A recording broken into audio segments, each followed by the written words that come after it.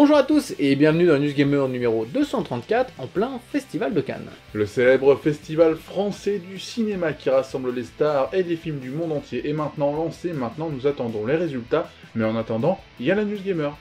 Dans la News Gamer cette semaine, des nouvelles de Mafia 3, un nouveau Civilization et un nouvel éditeur pour Gigantic. Nous vous parlerons aussi de Street Fighter, Disney Infinity ou encore Project Spark. Nous vous passerons au crible Home from the Revolution, le premier jeu de Dumbbuster Studio. Et nous vous passerons au crible X-Men Apocalypse, un film super-héros avec un dieu. Enfin, nous nous quitterons avec une adaptation en film d'un jeu vidéo. Les fans de Dark Souls 3 sont nombreux. Bandai Namco a dévoilé les chiffres de vente pour Dark Souls 3 et c'est 3 millions d'exemplaires qui ont été vendus sur la période de vente actuelle, c'est plutôt pas mal, et 13 millions d'exemplaires ont été vendus pour toute la série, c'est vraiment des chiffres exceptionnels. Et tout de suite, Mafia 3. Après plusieurs trailers majoritairement en cinématique, voici les premières images de gameplay commentées pour Mafia 3. Et c'est spécialement sur la conduite et le comportement des voitures que 2K Games a voulu attirer notre attention. Le but étant de recréer les courses-poursuites du cinéma des années 60 avec derrière la tête un film comme Bullet.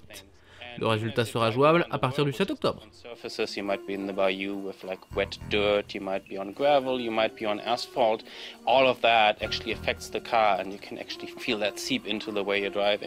Comme tous les éditeurs, en ce moment, EA a dévoilé son plan d'action pour l'année fiscale 2016, une bonne occasion pour nous d'en savoir plus sur les prochaines sorties.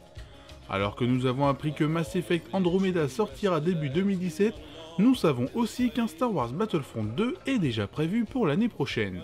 De plus, nous avons aussi appris que Titanfall 2 sortira à coup sûr cet automne. Bref, de très bonnes informations qui seront précisées durant le 3. If I were you, I wouldn't try so hard. L'année 2016 marque les 25 ans de la franchise Civilization. Pour fêter l'anniversaire comme il se doit, Firaxis va sortir un Civilization 6. Toujours basé sur le projet de Sid Meier, on nous promet un jeu toujours plus dynamique et réaliste, notamment dans la partie diplomatie. La sortie est programmée pour le 21 octobre 2016, exclusivement sur PC. The challenges we endure. Gigantic, le MOBA d'action de Motiga est sauvé. Bonne nouvelle pour tous les joueurs qui attendaient le titre. Rappelez-vous, il y a quelques mois, le studio était presque fermé suite à un développement trop long et trop coûteux. Eh bien, cette fois-ci, un partenariat a été conclu avec Perfect World pour sauver le projet. Microsoft n'est donc plus l'éditeur du titre, ce qui est peut-être une bonne nouvelle.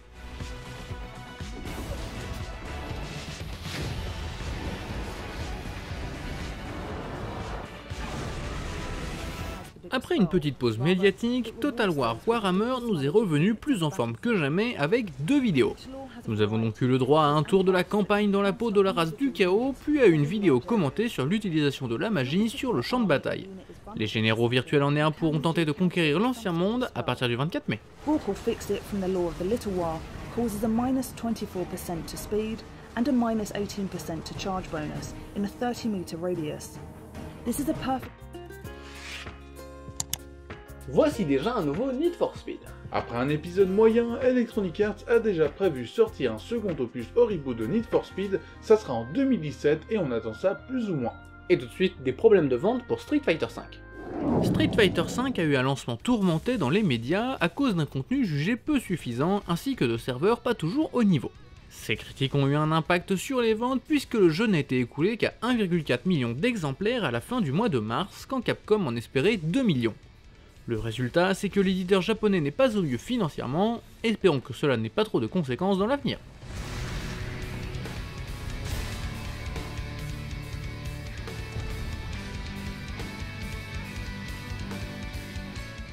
Disney divorce avec les jeux vidéo. Après de longues années de bons et loyaux services, la firme américaine décide de fermer sa division vidéoludique. Disney Infinity s'est donc terminé suite à de mauvaises ventes. Quand on sait que pour le prochain opus, des figurines de 30 cm étaient prévues, on se dit que c'est vraiment dommage.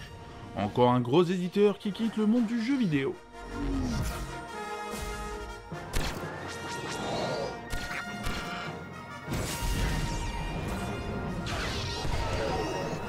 On parle beaucoup de MMO sur la nouvelle génération de consoles, du coup, quelques anciens jeux veulent tenter leur chance hors du public PC.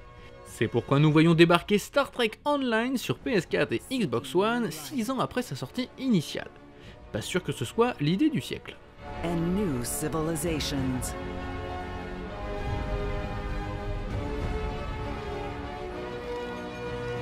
We help those in need. Project Spark, le jeu de création de la team Dakota, s'arrête après 2 ans de mise en service. Même si nous ne connaissons pas encore les raisons de cet arrêt brutal, vous avez jusqu'au 12 août prochain pour jouer au titre. Passé cette date, les serveurs ne seront plus accessibles. Pour les joueurs ayant acheté le Starter Kit, un dédommagement serait réalisé par le biais du Xbox Live. Et c'est encore un jeu édité par Microsoft qui s'envole.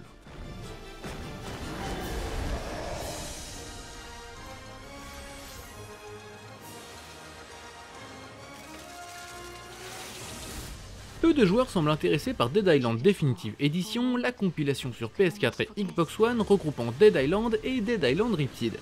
Pour essayer d'attirer un peu de monde, Techland a décidé de rajouter une version rétro de son jeu de zombies.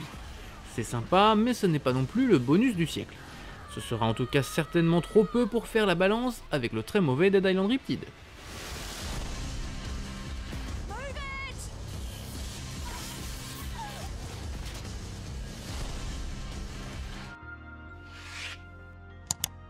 Dans ce mois de mai assez chargé, une petite pause dans les sorties puisqu'il n'y aura que le jeu sur PC Last Fight que vous pourrez faire, et au cinéma il y aura aussi Le Voyage de Fanny.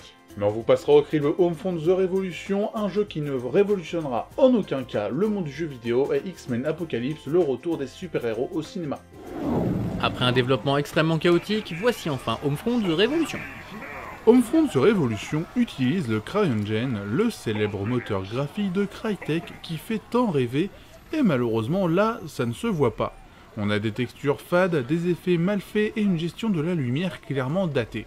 De plus, sur console, le moteur n'est clairement pas optimisé, ce qui crée des ralentissements honteux. Même si certaines choses sont propres, une grosse partie fait tâche.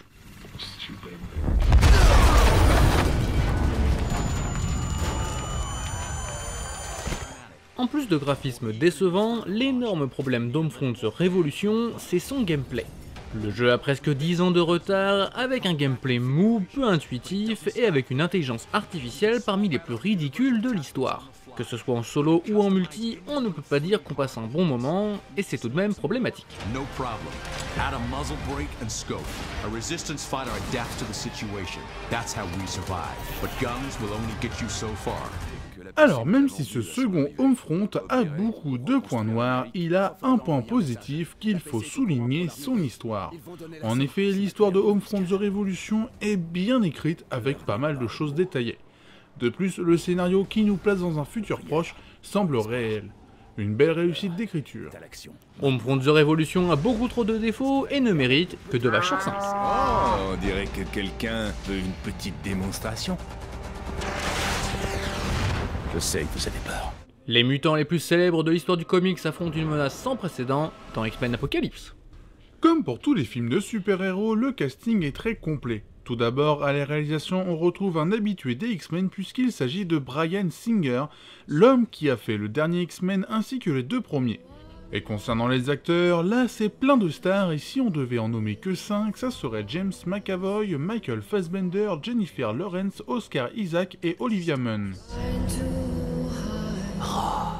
Krishna, Yahvé. Ce nouveau film X-Men s'inscrit dans la lignée des précédents longs métrages de la franchise, à savoir beaucoup d'action. Malgré tout, c'est exécuté avec une certaine classe qui permet de rendre le tout très lisible et pas du tout redondant. Du grand spectacle, tout simplement. Vous êtes perdus, car vos chefs sont aveugles. Mais je suis là maintenant. Ce nouvel opus suit clairement l'histoire instaurée dans The Future Past, ce qui pourra gêner pour tout comprendre.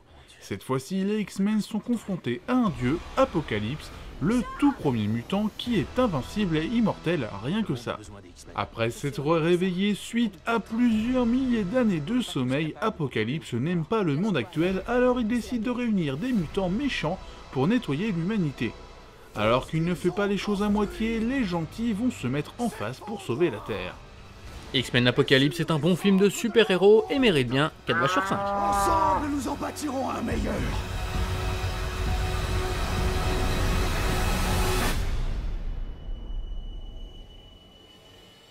Je n'ai jamais ressenti autant de pouvoir.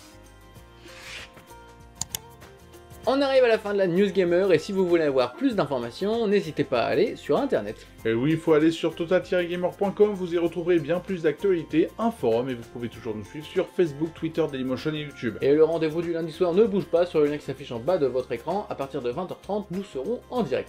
On se quitte avec ce qu'il fallait voir Assassin's Creed. Assassin's Creed, c'est l'adaptation au cinéma du célèbre jeu vidéo avec Michael Fassbender, Marion Cotillard durant l'Inquisition espagnole. Le choix de Kanye West à la musique est un peu discutable, on espère que vous avez apprécié et on vous dit à la prochaine. Salut.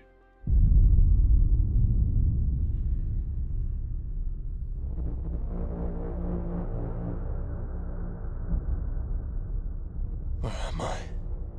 At 6 p.m. yesterday evening, you were executed and pronounced dead. You no longer exist. What kind of prison is this?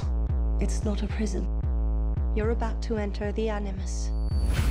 What you're about to see, hear, and feel are the memories of your ancestor, who's been dead for 500 years.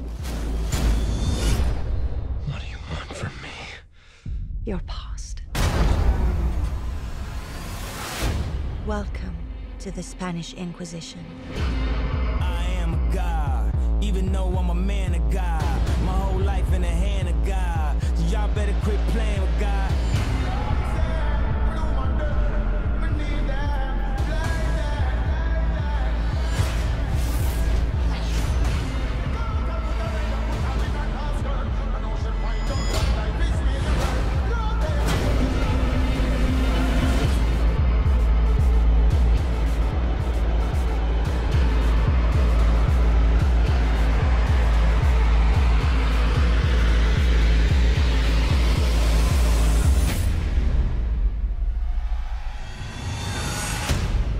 We work in the dark to serve the light.